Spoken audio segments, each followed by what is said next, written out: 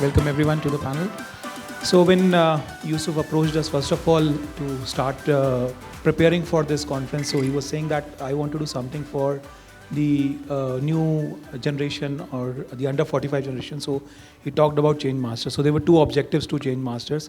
The first objective has been served by the earlier two panel discussions to make them understand what is happening in the industry. So there have been industry stalwarts, there have been representatives from the adjacent industries, women's wear segment or the hygiene sector, etc., etc., to help people understand under 45 that what is happening and what is the message for elders from to you. But then the second piece, which is also very important, is to hear the under 45 generation, really what are they thinking about the industry, how is it moving, what are their aspirations, what are their goals, what are they trying to achieve, and how are they going to achieve that. So that's the second part. So last but not least, we are in that panel. This panel definitely comprises of everybody who's under 45, many under 35 also, including the moderator himself. So we have actually got a good mix of panel members. So just to give a brief introduction, so we have representation of one of the leading menswear innerwear brand, which is clocking a turnover in excess of 2,000 crores. That is Udit from Lux. Then we have one of the representative from brands which we have yesterday only discovered that it is 70 years old, and it might be having the claim to fame that it is one of the oldest, right? So 70 years is a very, very long period. So that's the thing. Then we have representative of two of the faster growing retail channels in which are kind of a clustered in north and south part of India. That is Milind and Pramod. Then we have representatives of two specialized brands, one for bras and one for panties, which incidentally share a same family line, but they have been in business for many, many years, but recently they have started their own journey. So one is very new, the other has some history to it. So it's a kind of a fair, balance. Of course, the gender balance is not there. So Yusuf, we will try to manage it next time for sure, right? So I'll begin with Udit. So Udit, my question to you is, first of all, you were interested, or you have been the fulcrum who brought out the Lyra brand, right? So traditionally you were into menswear segment and doing a lot of price segmentation kind of a thing, and a strategy was there. But you brought out Lyra, which is a different segment altogether. So what happened? What made you think about it? We'll have some questions, but I'm just setting the context, what is happening. So what made you think that you should venture into that category? How has been your line? So far, you have been clocking almost 300 crores of business in Lyra, right? So that is this single largest, I would say, share in the branded women's wear bottoms category, right? So Udit, over to you. Thank you, Varun. So yes, as you mentioned, I started off my journey 10 years ago in 2012. So I was an A economics graduate. Then I did my master's in finance. And I was a very studious kid. So, as any person at that point of time would have imagined, I always wanted to join the consulting sector. I never thought of myself to join the business, and I never pictured myself selling products to women. So I was always of the thought of mind that, once I've completed my education, you want to become an investment banker, you want to become a consultant, and that is what the thought which I had in mind. So I completed my graduation, post-graduation, and then one fine day, as it always happens, you get a call from your dad, कि बेटा बहुत हो गया, so I think you should come back. And so ठीक है, I came back, I met dad, and so one discussion which we had very clearly from day one was, fine, obviously it's a very a large company and it's doing quite well. But if I join the business, then I want to do something of my own, and the credit and discredit of whatever you do should owe to you. So he was like, fine, agreed. And that is the point of time when I realized that we want to launch a new brand, and we saw that there was good traction coming into the legging segment, and we saw that no one was really paying attention to it. It was a very unorganized kind of a sector, and we felt that there is good amount of scope in this area. And that is when I decided to launch this brand, Lyra. So since the launch of the brand, one of the main propositions of the brand was that these days, if you see women, they're becoming more and more liberal, more and more open-minded. They're getting more disposable income in their hands. So what happened was, like today, if earlier back in the heydays, in a tier 2 or a tier 3 city, you could not imagine a woman not wearing a sari. But these days, when you see people are there in kurtis and leggings and riding on their own scooties and traveling wherever they wanted to become more independent. So that really helped us. So if someone is getting a 500 to 600 rupee kurti, she can readily buy a leggings off the shelf. She doesn't have to go and get it stitched, and it's quite affordable. You get a legging at 300-400 bucks. And if you pair two different kurtis with two different leggings, you can actually do a different permutation and combination and come up with 3-4 different looks. So I think that price point of 600 kurti and 400 legging or 300 legging, so in a 1,000 rupee kind of a segment, you're being able to cater to the needs of a woman. And that is what we felt that going ahead, that would be a very good proposition. And that was the main reason what happened. So once we launched our product, after that, as Lux is always known, we've been very bullish and heavy on advertising. So as soon as within 2 or 3 years of our launch, we decided that now we want to start advertising our products and go big on advertisement. So we were the first players to start advertising in this category on a national scale. Then we got a brand's celebrity endorsement and so on and so forth. So we feel that if you see that there is an opportunity in the market and you are already the first mover, so as to say, or even if you're not the first mover, but you've been able to scale faster than the rest of them, then you should always take that headroom and start advertising. Because we believe that advertising is something which technically you're not paying out of your pocket. Even if you say have a 5 to 10% of budget earmarked for advertising, you can always charge that from the customer. The customer will be ready to give you a 5 to 10% premium just because your product is a branded product. So ultimately, it's not that you're paying it out of your pocket, you're charging it from the customer. So your bottom line is very heavy, intact, you're not losing out anything. What you're gaining on the other hand is scale. What you're gaining on the other hand is brand valuation. So, we always feel that it's a no-brainer. You should always look at building brands. And when we say building brands, Varun was mentioning about brand recall the other time. So, see, what we've always believed that advertising is not equal to branding. What the company tells the customer is advertising.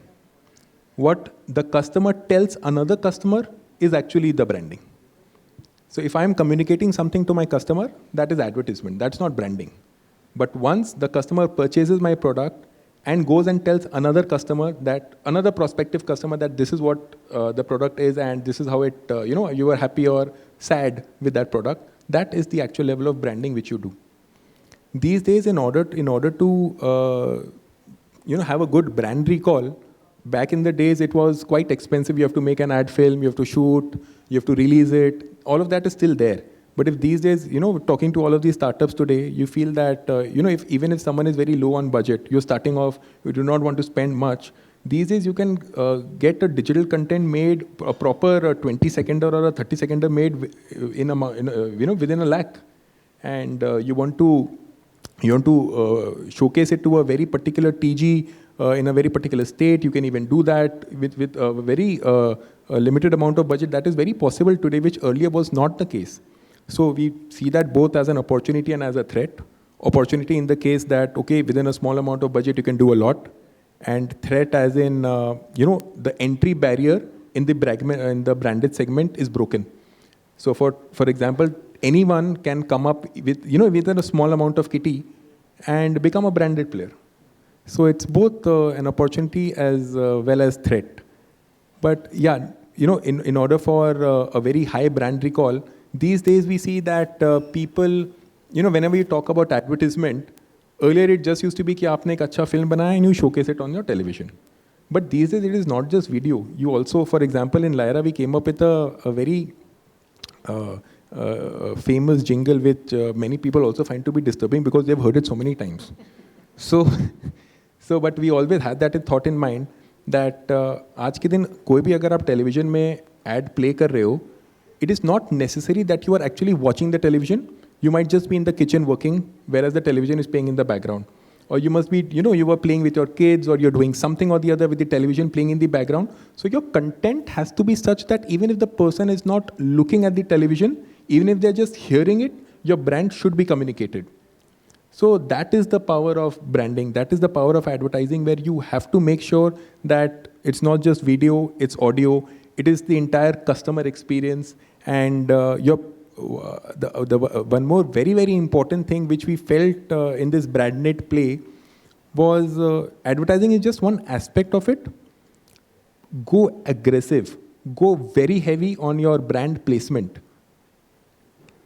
Any retail outlet which you see, or depending on where you want to position your brand as, so whatever your target retail universe is, you should be present everywhere.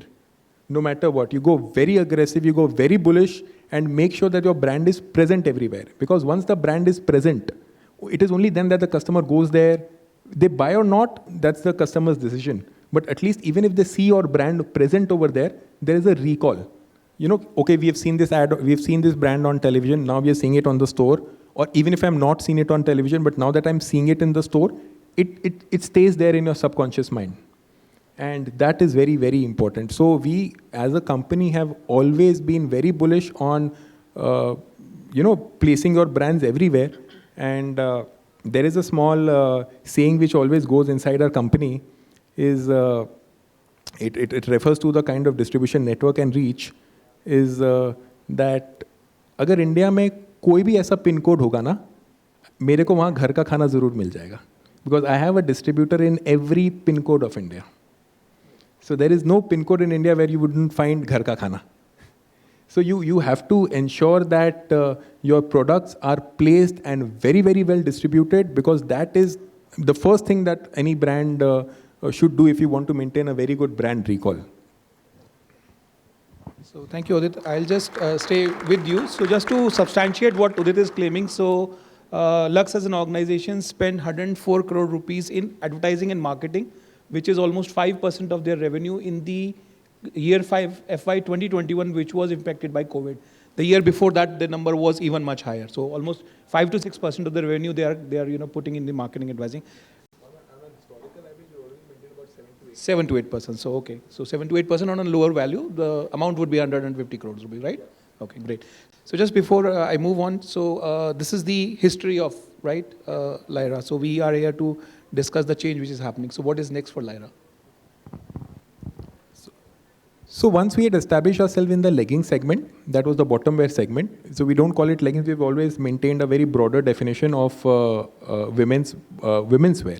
So earlier it was Lyra leggings, and then we decided to change the subscript to women's wear. So you always want to keep your definition very broad based. You should not make a very narrow definition that dilutes the brand. So next is that in the last 2.5 years or so, we did a very soft launch for our lingerie segment. We wanted to capitalize on the existing customer base which we had. So we were like, now that you've worn our product, now that you're happy with the quality of the product, now we want to give you a different product offering. And that is when we entered into women's lingerie. As recent as April this year, we came up with our television campaign for Lyra lingerie. And because see, as I said that as an organization, we've always believed in advertising heavily.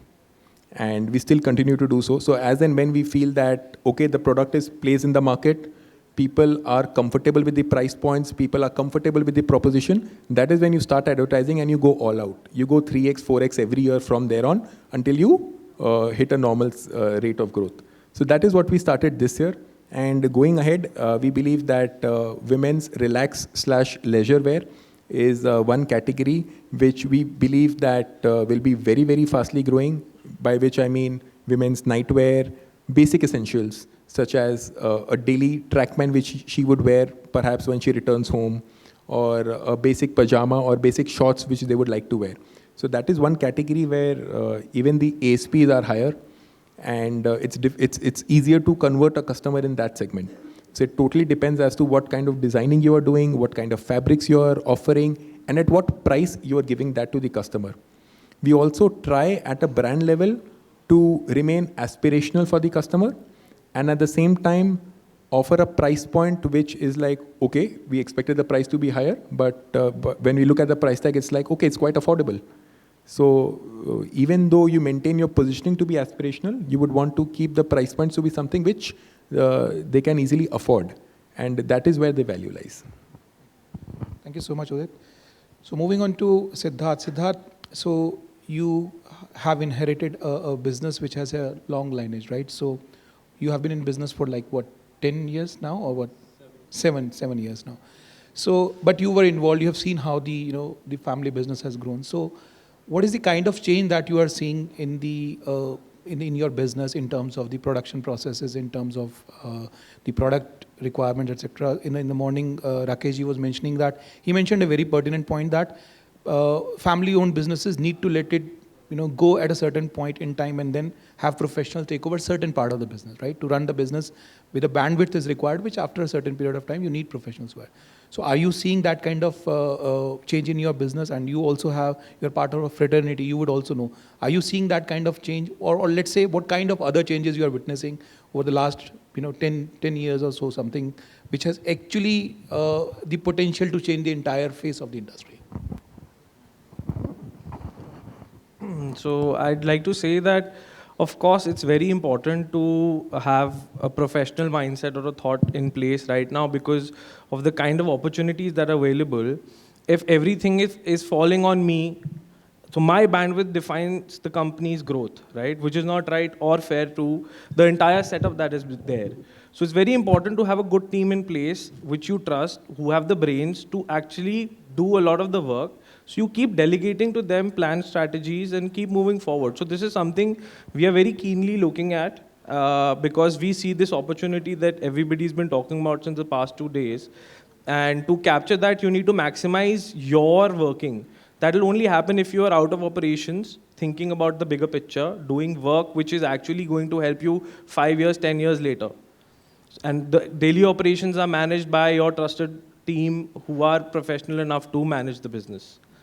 And for the change that I've observed, otherwise in the market has really opened up and it's continuing to open up. The customer is very well aware. They are very sure about what they want and they are very sure of what they don't want as well. So the customer's knowledge has increased and it is going to keep increasing. It's not, you cannot say that it's 100% there, but it's increasing by the day, by the year. And urbanization is happening all over. Smart city projects are going. Social media has reached everywhere. We have seen Jio put internets in everybody's hand in the past 3-4 years. So everybody is aware of whatever is happening, and that is why aspire to be better than what they were or what they are. So aspiration is growing, disposable income is coming, and people are willing to spend that to get a good life for them. So market is opening up. This is changing how people used to see lingerie also from how they are right now. And tomorrow it will be even more mature to the customer. So one more question again, Siddharth. The point is that we have heard some people talk about that international brands are coming in and they are giving tough competition, or they will eventually give tough competition. Do you also agree with that? One is that we are very clear that definitely there is an opportunity. The size, whatever the growth rates, it is 12%, 10% or all across the category. So within that, in 6 years, the market size will be doubled, right? So are they eating into your share, or are they taking up a part, or is it there is enough for everyone? What do you think? Are international brands really a challenge for a brand like yours? See, of course, any new entrant in the industry will be a challenge, right? But, and it does and does not sort of eat up your share or eat up the entire market, because how much can one brand even do? Because of the industry size that we saw, there is huge scope for everyone. So it is a threat in a way, but I think, like Udit said very rightly, if you have 4 P's of marketing set, product, placement, price, and promotions, then you get making a strong brand recall and recognition, then it makes it difficult for the other person to eat up your share. So you get your 4 P's right, you get a good product in the market, place it in the right manner, and promote it. And then I think there can't be a another product or brand that comes in and eats up your share, then you cohesively grow the entire industry, and each of them gets their own growth and share. Thank you. So moving on, Milind, you are perhaps the retailer which has the highest square foot in terms of the launch replacement, right? So while you are still concentrated in one part of the country, and that's a kind of a striking feature that even in one area you have created India's largest retail space for lingerie, right? So if you have expansion plans, of course it could be a big number. But what we have heard in last 2 days, specifically today morning, is that there has been a kind of a stigma attached to buying openly the lingerie products, etc. And ladies specifically are not very comfortable going to certain shops with their own meal, etc., etc. So have you been working on that? What is your feeling about it, and how are you addressing it? Okay, to start with, so we still feel we can open 10 more stores in Hyderabad, and that doesn't end with just 10 stores we already have. We think we can go up to at least 70,000-80,000 square footage in Hyderabad itself and capture a good market share for the premium segment we deal in. And coming to the other part, we have elevated our store experience to get that drawback out of the market, which we realized. And our major difference which we felt was, being in the premium segment, we weren't competing with an LFS or a boutique store of any sort in terms of the experience we provided to the customer. But over time, we've gotten a lot of consultants from Dubai stepping in, because they have the world-class infrastructure. They have a lot of architects who've dealt with a lot of retail companies.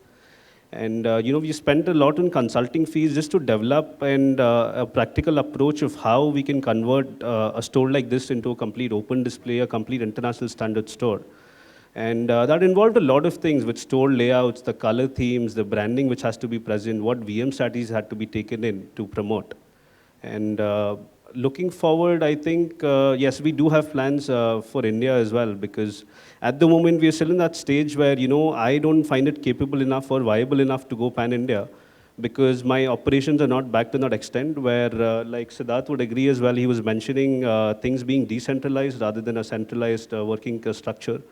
We are getting all of our departments in place. We are setting up SOPs for the same. We are setting up, data points we want to capture, and how decision making can be done, not with just a mindset of the founder or a particular thing, but rather than a group and some data backing through it. Because that is always, people, what we've realized is, my approach can be because of possible causes and filters which have been created over my experience, or the people have talked to, and a lot of things. But data speaks otherwise. You will find a big gap between what data has to say and what was actually true. So I believe data is a very big approach, and decentralization is a very big thing. And obviously, it's going to require a lot of funding and other things as well, but we have to be big enough and we have to be evolved enough before we take a step for pan-India. But it is definitely in the loop. We envision at least 100 stores coming down to 7 to 8 years is what we plan. But otherwise, if things go well, we should be in a different scenario altogether. So you see that the entire retail space is going to have a exponential growth, and for a player like you, there is enough opportunity to double itself in a city and then go across the country, right? Yes. So what are the biggest challenges for your expansion? Market is given, right? So everybody is agreeing that market is there, but what are the challenges for your expansion into 10 times or 100 times of the stores that you have right now? So the biggest challenges I have personally faced are in terms of, the right human resource, because Hyderabad being a very metropolitan and, very IT-backed city, we still don't have a lot of experience of retail which is present locally. We have to source it either from, Mumbai or Delhi or Bangalore as such, because a lot of brands are present there and they have their expertise there. And because of that, we are trying to evolve to other SaaS-based softwares where, we can have operators in place rather than a person, and which we can just use for a consultancy basis. But instead have a SaaS module or something set up where we can play the game by operators rather than having an actual person coming in. We are still trying to explore the best strategy forward. We haven't concluded further, but yes, human resource is a very, very big issue we've been facing. And other things related to procurement, we have faced issues with brands not having the adequate, packaging standards, brands not having the adequate data standards being provided. See, like earlier the panel, there was a discussion about, I raised that point where, why an FMCG brand was getting a lower value and why a brand in our industry was getting such high value. So Mrs. Anshul answered it with the question, she answered with cash flow being a very major part. So if you look at it this way, why, as a retailer, we are very, keen on data, and why we insist all of our supply chain and vendors to really, really insist on data and send us the right formats, is because that is the only way you can have your purchase done right. And purchase is a very, very big criteria to set your cash flow. Because if you don't have your purchase on standard, then your cash flow is never going to set right. Let's say you're doing a turnover of 100 crores, and if your purchase is for 80 crores and your expenses are, obviously going to be more than 20 crores high, but you're still going to run in losses. Otherwise, if you look at another scenario where you're doing a turnover 100 crores, let's say your margin is 40 crores as such, but you're purchasing to 80 crores, you're still losing out 20 crores in inventory. So that is not viable, and that is not how a business should be. And being in this industry, we have realized, bra is a very dense product where, one style code is going to have multiple colors, multiple and immense sizes in that. So going wrong somewhere can create a very, very big clog. It can create a lot of dead inventory. And to get the right sales, you will have to be stocked up. You will have to be doing well. And to this, in apparel, usually these people work with, 1:3 ratio, 1:4 ratio in terms of their investments and their cash flow standards. But a lot of brands, despite here agreeing that they're the same standard, I believe it is otherwise, because density, and I've seen a lot of people and I've seen a lot of figures where most of us are still working on, 1:6 or 1:6.5 in terms of retail specifically, and which is a very unhealthy way forward, because, they can be, let's say, a time like COVID has cured this thing, but because we've seen a high demand where we've cleared a lot of dead inventory. And through that, we were able to streamline, and the formulation we had, the plans we had worked out better because we had strategies in place for that. So just to sum it up, data points is where we face big issues, and human resources where we face really high issues as well. Thank you so much. So, Pramod, I have 2 questions for you. One is that you have started the retail part almost a decade ago, right? Almost like that. So what has been the change in the consumer behavior from when you started to now? That is the first part.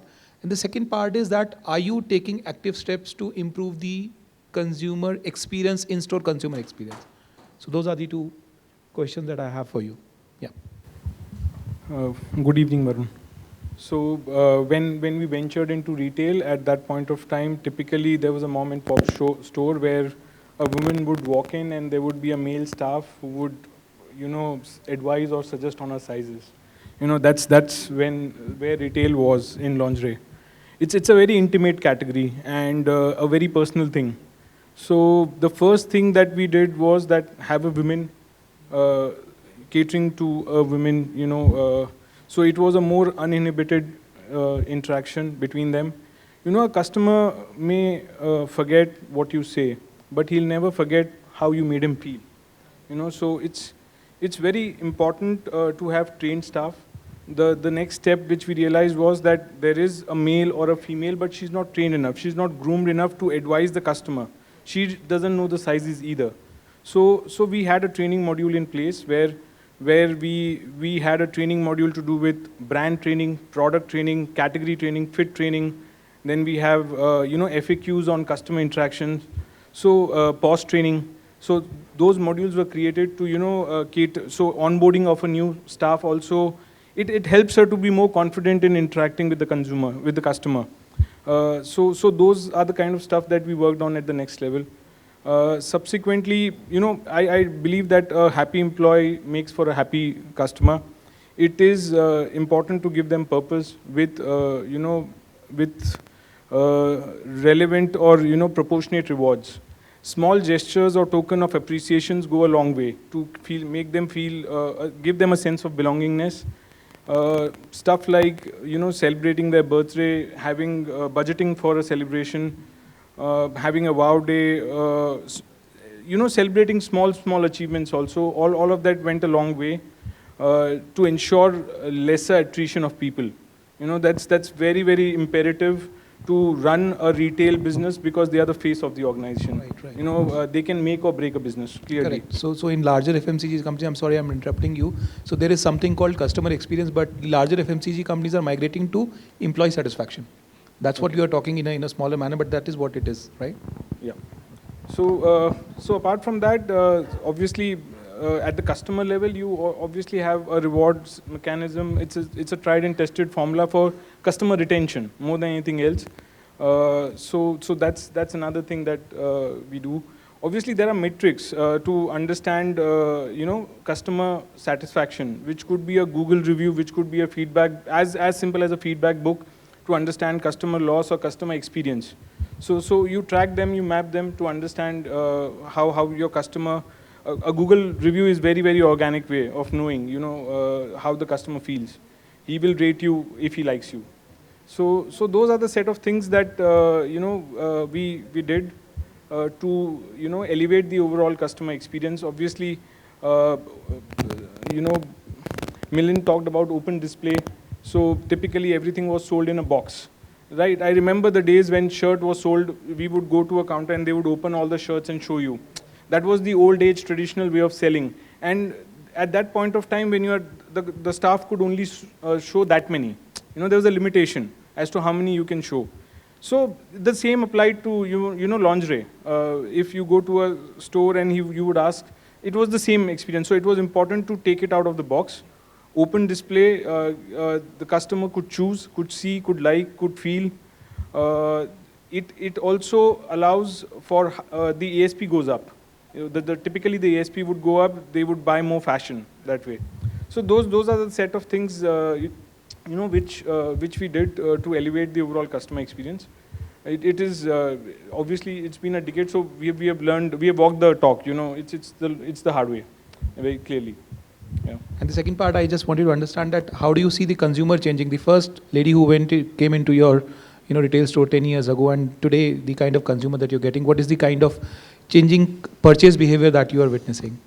I think I think there is a huge cultural change that has come in. So women, the dressing behavior itself of women has changed. There was a time when still sari was there, then we moved to suits, and now towards dresses and western wear. So as this journey we are going through, lingerie, the need for lingerie will keep on increasing as the dressing habits of women change. So she will go to a kitty party and she'll wear a dress. She'll need all the halters, the strapless, the backless, and everything around it. So we know as a matter of fact that this category, she would have, what you are wearing under a suit or under a sari doesn't really matter. Whatever your lifestyle might be. So today the change that has come in is she has a wardrobe for lingerie. She earlier could do easily with 3 garments or 2 garments, and that was good, or maybe 6 garments at best. But today she has a wardrobe. She understands what a halter is, what a push-up is, what a backless is, what a strapless is. She understands those terminologies, which was at some point of time she didn't know they existed. So she didn't know bras had sizes. There was a time when a customer would walk in, "Acha, isme cups bhi hote hain." That's the kind of thing that we came to know of. So that's the journey we are looking at. I think this category is about to explode. It is happening, as we say, and it's a great opportunity for anybody who takes a position. And I think we are just hoping to be part of something big. Right. Thank you so much. So Sarthak, you have recently started the manufacturing, not very long ago. So when you took up and you took this kind of a challenge to run this factory, so what has been your focus specifically? We have heard that it is a very difficult business. Getting components is difficult. Getting the right trained manpower is difficult. The systems are not there, right? So there are so many challenges. Do you agree with these kind of challenges, and what has been your focus, and how have you operated your business so far? I'll just give you a backstory about when I came into this business so that you can understand why there is so much complexity. So my father has been in this business since last 35 years in manufacturing and selling of women's innerwear, particularly bras. So it was a joint family business. In 2014, he decided to part ways, and I was leading a very chill, nice, happy life. And it was my second year of graduation, and I was like, okay, it's summer vacation. I should help my dad start with his thing. I'll be like 2 months, and okay, bye, do your own thing. So I went over there, like helped him set up a factory, like a small factory of 20, 25 machines. So it was nice 2 months. After that, I went to college, and I was like, what am I supposed to do whole day? So post-college, I started working with him, building onto the business. So after college, I joined full-time, and it was like 4 years into unorganized way of manufacturing, and there were no systems, no process. There were male karigars, as we like to call it, and you have to negotiate with them every day for a 50 paise or a rupee. And after like 3.5, 4 years, I was contemplating, and I was thinking to myself, like, listen, Sarthak, what are you doing? You have spent your entire education just to negotiate for 50 paise and a rupee every day. Like, it sounded really funny to me. So I was like, Dad, listen, if you want to do this business, if you want to manufacture women's innerwear, this way, I am not a part of this. So he was like, okay, then we shall try something else. We should go into more organized way of manufacturing. So then we finally decided to get a consultant on board so that he can help us on how to manufacture women's innerwear in a more organized way, in a more systematic way. So we got on board one consultant. He helped us through the process. He helped us design the factory. He ergonomically made all the process systems. So once systems and processes came in, things became little more easier. I won't say it was very easy, and till now it is still not easy. Every day is a challenge. Every day I go to work and I come back not very happy with how things are going on, but it's a process. It's the journey that you have to enjoy at the end of the day. So we brought in a consultant. He designed the factory. We brought in the process. Industrial engineers are there now. Consultants are there. Technicians are there. Quality managers are there. So, of course, there is a challenge in that, but it gave me an opportunity to experience all those things firsthand. So now I know how the product has been made technically, how the product should be like. And if you would see, there are every day that brands are coming up, like people coming up and saying, like, I want to start my own brand.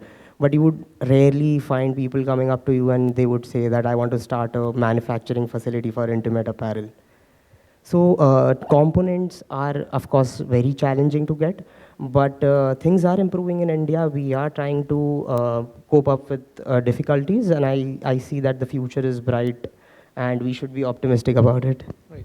What about the manpower availability, like training, like people you are hiring? Are you giving them kind of a training on a perpetual basis, because people would be leaving, they'll be retiring, etc. So are you focusing on training as well? Of course, training is a very important part. Like, I personally believe that there are no wrong people, just wrong processes. So training is going on. We do train our operators. We do train other staffs wherein the supervisors or the quality executives are concerned. We hire the experts first so that they can take in the managerial position and they can build on to the team and they can create a strong team so that they can, the factory can run very smoothly. Right. Thank you so much. So, yeah, thank you. So, Monal, first of all, let me begin by asking you that what do you see as a kind of this, you're in this industry, you're again a manufacturing oriented organization. So do you see a lot of opportunity in this segment? Of course, everybody is saying that, but as you're running a part of your business manufacturing for your own brand, Yeah. and then for Correct. the private labels also, right? So there are two parts of the business you're managing. So where do you see more opportunity? Is it your own brand? Of course, you have a more of a regional oriented brand, right? Red Rose. Yeah. So, and then you are working with some of the prominent Indian retailers like Correct. Trends and Yes. all right. So what is the difference? What is the difference in the nature of both of the businesses, and where do you see is the more opportunity for an organization like yourself? Okay, so yes, it's completely different, and I would not pick one area where there is more opportunity. I feel there, if you get the right channels, there is opportunity in both the segments, but you need to find your focus that the two channels are completely different. You need to have a separate team handling one segment of that business and another team. And when I say that, I talk about the directors as well. You cannot have a single director looking after both the aspects of the business. Then, because it's a very different ball game. In one place, you are talking to buyers, like someone said in an earlier apparel discussion. You're asking for approvals and all that. It may be your merchandiser, but still you're asking for approvals, and it is their call.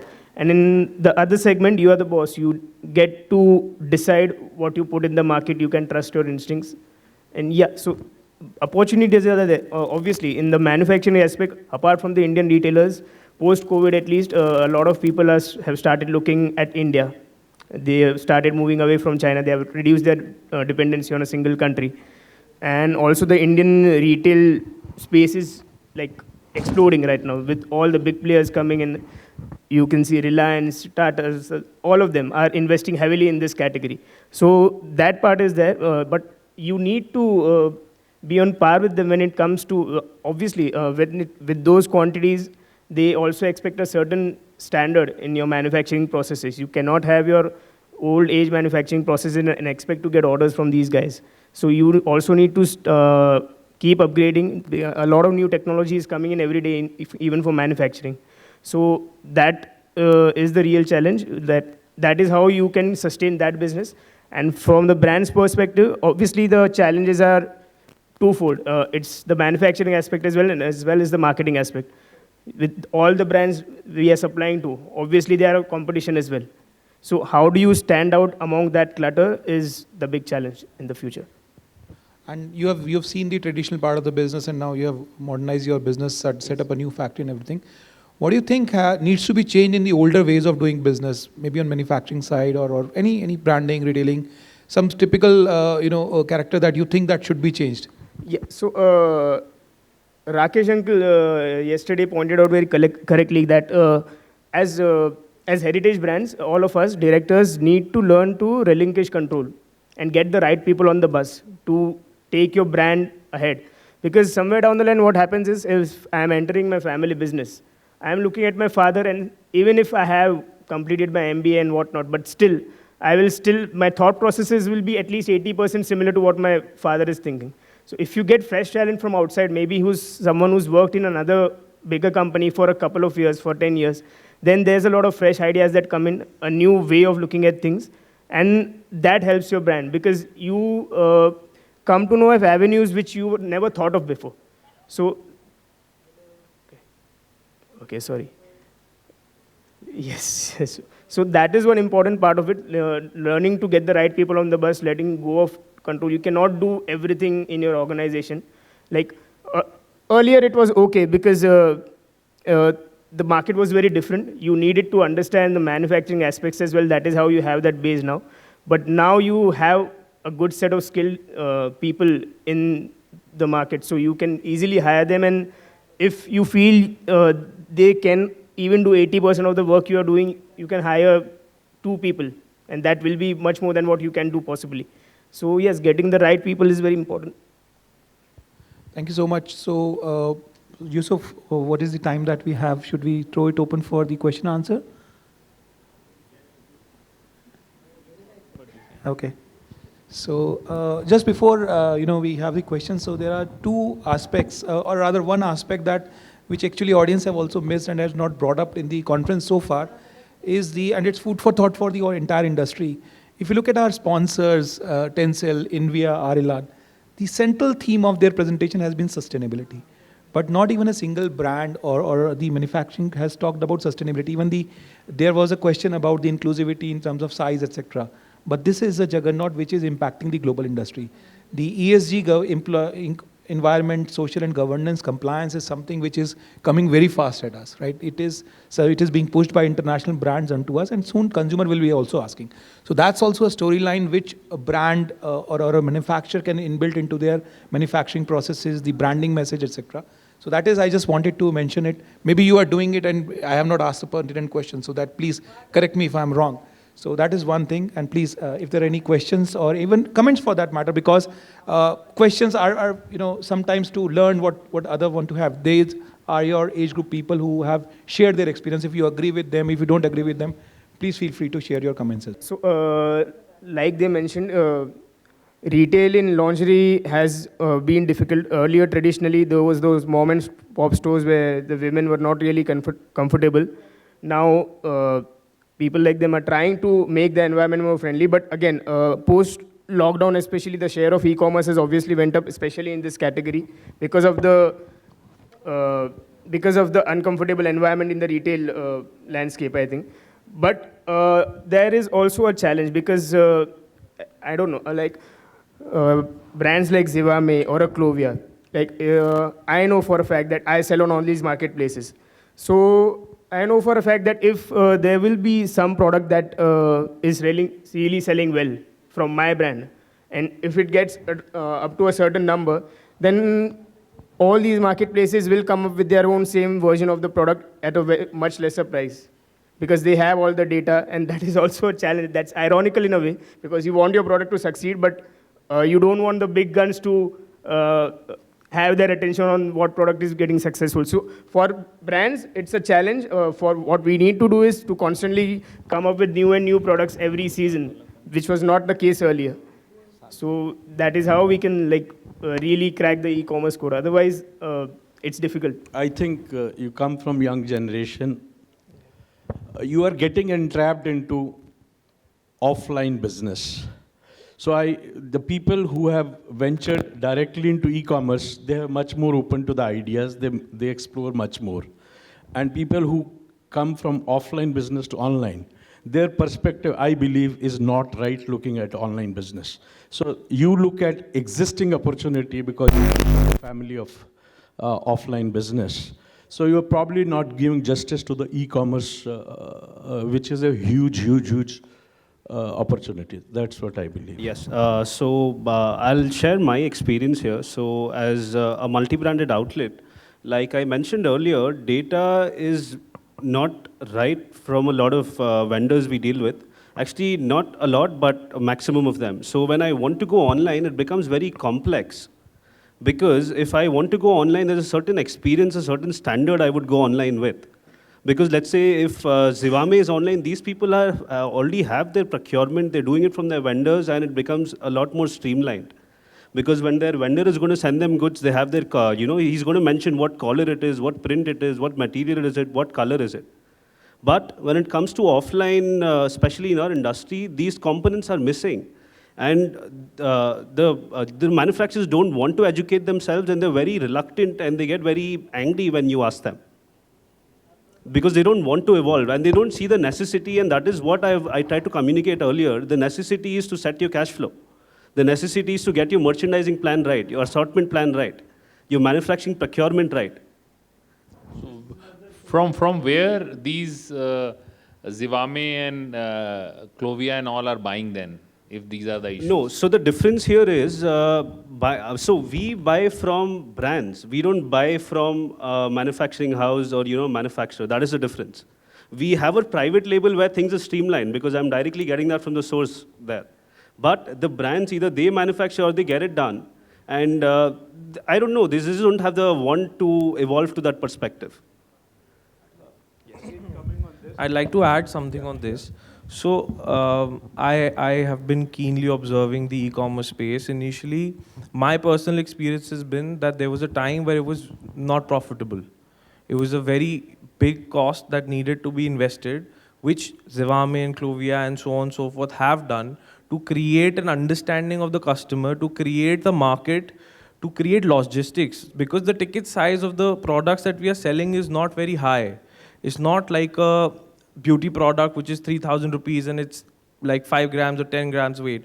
Because the entire thing's success will depend on how big your ticket value is. Secondly, the mindset which is required to run an e-commerce business is completely different from what you need for an offline business. There is a basic set of structure wherein you need minimum numbers of boxes or cartons or whatever that you're doing in terms of volumes in the offline business. Vis-a-vis the e-commerce business, you have to deliver one product in a few hours. So that has to be a completely different mindset if you want to get that successful, which sort of is what everybody is trying to figure out. Because the e-commerce space is not focusing on the distribution, so they understand selling the value of that single piece within that time and making that profitable with spending whatever time and effort they are.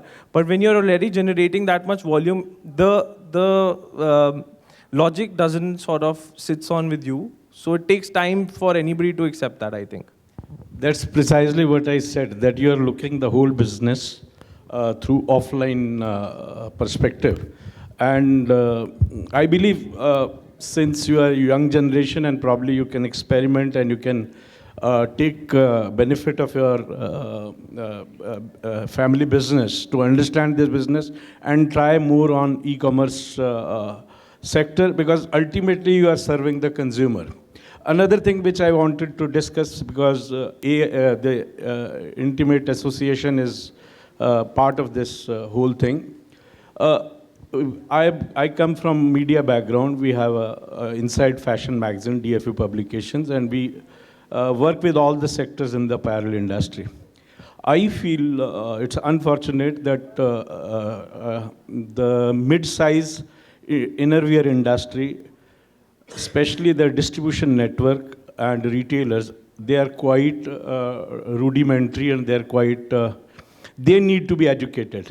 Because the whole thing, when we said that women are not getting privacy to do that. So this should be the first point. If we do not address these things which are hurdle in our growth in the channel or whatever, then the growth would be, we probably will be falling into the same space as our previous generations have been. Sir, just to take you to the point that you asked e-commerce, my assessment is that typically how I look at the landscape is that there are monopolistic e-commerce portals. There is one Amazon, one Flipkart, one Nykaa. So when you look at the landscape, there are big players and there are few niche players. So being a multi-brand retailer, to put a multi-brand store online, I mean, how am I different? I mean, what is it that I'm bringing that a Nykaa or a Zivame or somebody else doesn't offer? So I've not come across a different idea till now. The day I do, I will definitely put a portal. Having said that, over and above that, there's a huge barrier in terms of tech stack that these companies have, which by virtue of the funding has, over these years, they have allowed, to build. So anything that I do or anybody does, they have to look at these parameters. And as long as they have a backing, I think it will allow them to build something really, really meaningful. So the idea is great because it overcomes the geographical barriers and the physical barriers of a store.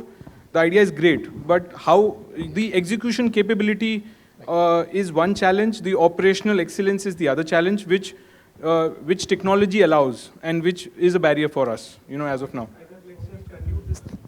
Let's just conclude this theme. So what Sanjay ji is trying to say is that everybody should be aware or it should evaluate the omni-channel strategy. That's what his submission is, right? Instead of just harping on one channel, we should evaluate. And that's what you're saying, that if you get a good idea, then you can do it. Sure. Any other question, please? Any other comment? Varun, we discussed in morning in terms of how we can set up large, big compliant factories for export. So any of you are looking forward to setting up those kind of factories for increasing exports out of India? Right, I think Udit should first of all start the answering. Yeah. So yes, in the space in which we are working, so compared to our peers, I would say we are one of the largest exporters in the branded play. Obviously, many people are also exporting for private labels, but majority of our about 10% of our top line comes in from export, and bulk of it is our own label. And we believe that in exports, it's very, very important that you are the first mover in the market. So, for example, bulk of our exports comes in from the African nation. And in Africa, you would be surprised to know that whenever we are selling a Lux product there, for every container which I sell in Africa, there are 10 containers worth of counterfeit products under the brand name of Lux, which comes in from China and they sell it over there. So that is the power of branding. We started branding, we started advertising in Africa.